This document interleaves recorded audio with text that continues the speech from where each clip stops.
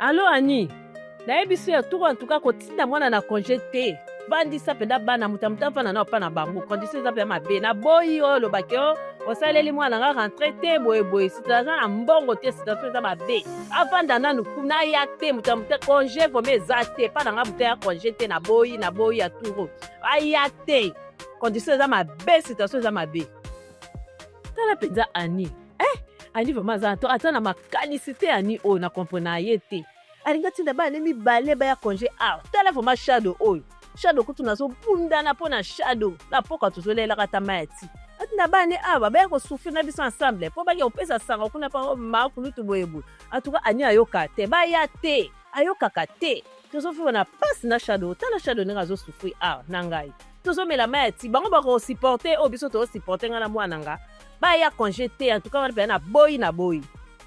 Pas pasteur, o limbisa nga vraiment. Tala vraiment la temps o nga na bimi église. Leki na nga bengi ngai. Leki na nga za na makanisité, alinga tindela nga mwana na congé. Ya yango nga na zo tombokele pour situation za vraiment mabe. Limbisa nga ma papa pasteur, limbisa. Tanya, Tanya su ma Tanya yo. Elo lenge nini yo zo talela nga na miso ya mabe boy. Nga no problème to nini?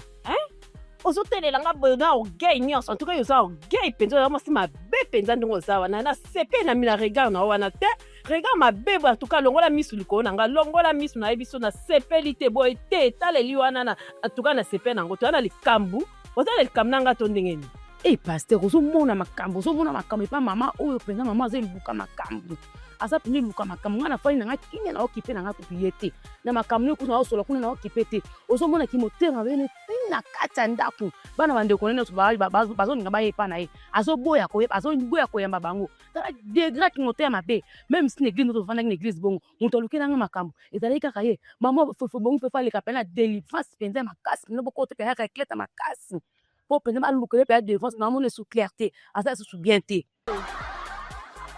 Mama mado, mama.